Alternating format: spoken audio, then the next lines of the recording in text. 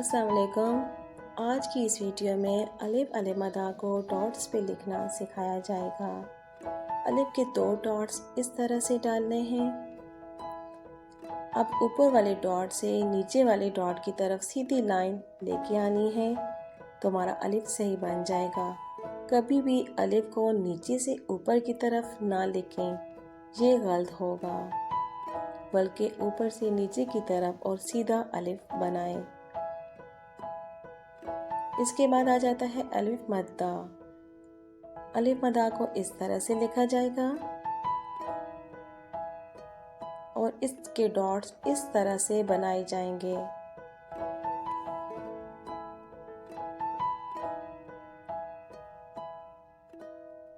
इन हरूफ की practice dots पे इस तरह से करें तो आपको सही तरह से लिखने आ जाएंगे।